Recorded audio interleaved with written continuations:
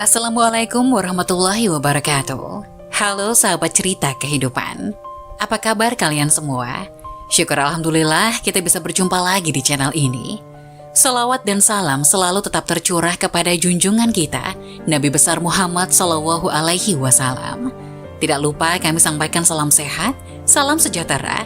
Semoga kita semua tetap dalam lindungan Allah Subhanahu wa Ta'ala.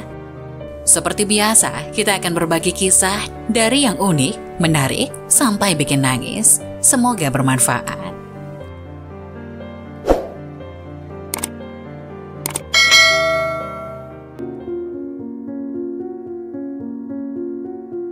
Hakikat, tujuan, dan keutamaan takziah. Istilah takziah mungkin sudah tak asing lagi di telinga kita. Setiap ada orang yang meninggal, maka tetangga, kerabat, atau kolega yang meninggal, baik yang dekat maupun yang jauh, biasanya berdatangan untuk melayat. Itulah takziah yang dikenal masyarakat. Lantas benarkah takziah sekedar menengok orang yang meninggal? Kiranya perlu dijelaskan kembali bagaimana hakikat takziah, bagaimana pula tujuan dan keutamaannya. Jika tidak, takziah hanya akan menjadi tradisi masyarakat yang sepi dari nilai-nilai Islami dan tujuan sesungguhnya. Bahkan boleh jadi takziah sekedar ingin mendapatkan bingkisan dari keluarga si mayit, orang yang meninggal dunia. Sehingga walau orang yang bertakziah terlihat datang untuk mengucap bela sungkawa, namun dibalik itu justru memberatkan syahibul musibah. Secara bahasa, takziah berarti menghibur, menyatakan bela sungkawa, menyampaikan duka cita, dan menyebarkan keluarga orang yang meninggal. Lihat Ahmad Warson Al-Munawwir, Al-Munawwir Yogyakarta, Pustaka Progresif 2002, halaman 928. Kaitan dengan takziah, Imam An-Nawawi dalam Al-Azkar Ab-Nawawiyah juga mendefinisikan. Ketahuilah, takziah hakikatnya adalah tasyabbur atau mengajak sabar, menyampaikan hal-hal yang dapat menghibur keluarga orang meninggal, meringankan kesedihannya, dan memudahkan urusan musibahnya. Hukum takziah sendiri adalah sunnah yang mencakup urusan amar ma'ruf dan nahi. Ia juga termasuk ke dalam firman Allah, dan tolong menolonglah kamu dalam mengerjakan kebajikan dan takwa.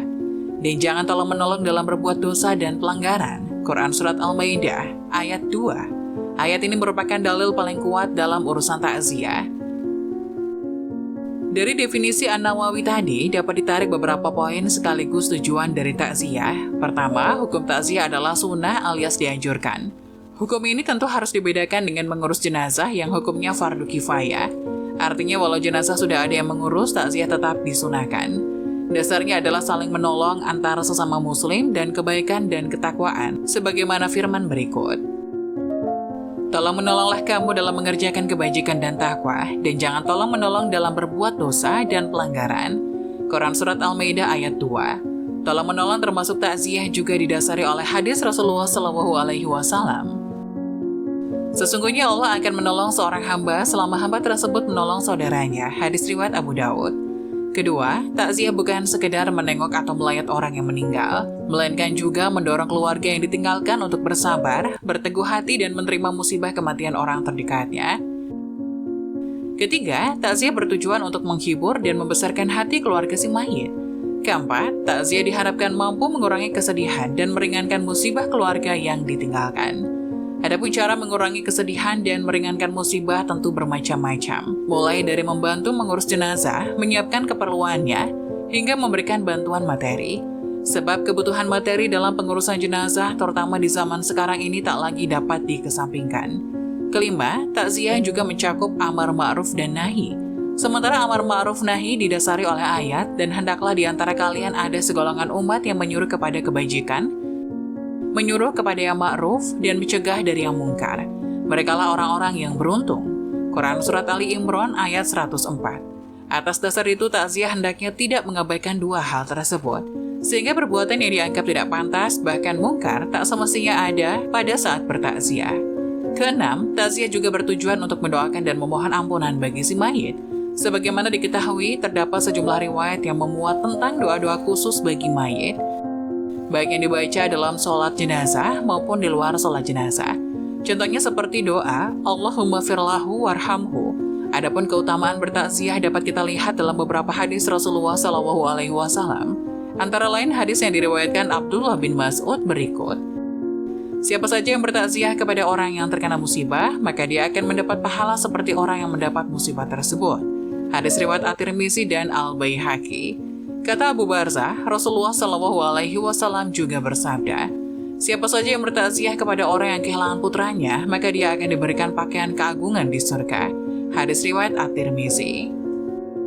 Dalam riwayat Abdullah ibnu Umar disebutkan bahwa Rasulullah SAW pernah mendapati putrinya Siti Fatimah radhiyallahu anha keluar rumah. Lantas ditanya, wahai Fatimah, apa yang membuatmu keluar rumah? Siti Fatimah menjawab, aku mendatangi keluarga si mayit ini, kemudian memohonkan rahmat untuk mayit mereka, sekaligus menghibur mereka. Hadis riwayat Abu Dawud dan An-Nasai. Berdasarkan hadis ini juga dapat ditarik kesimpulan bahwa kaum perempuan juga diperbolehkan bertakziah selama mampu menjaga batasan, sehingga terhindar dari fitnah dan dosa-dosa yang lain. Sementara Ammar ibnu Hazim meriwayatkan bahwa Rasulullah SAW bersabda, tidaklah seorang mukmin bertakziah saudaranya yang ditimpa musibah kecuali Allah akan mengenakan pakaian kemuliaan pada hari kiamat. Ibnu Majah dan Al-Baihaqi. Dari ulasan tadi dapat ditarik beberapa catatan bahwa takziah hukumnya sunnah, termasuk bagi kaum perempuan selama bisa menjaga batasan dan tidak mengundang fitnah. Tujuan takziah adalah menghibur, mengajak sabar, membesarkan hati dan meringankan kesedihan orang yang ditimpa musibah, baik ditimpa musibah kematian maupun musibah yang lain. Keutamaan takziah pun sangat besar, sebagaimana dalam sejumlah hadis tadi.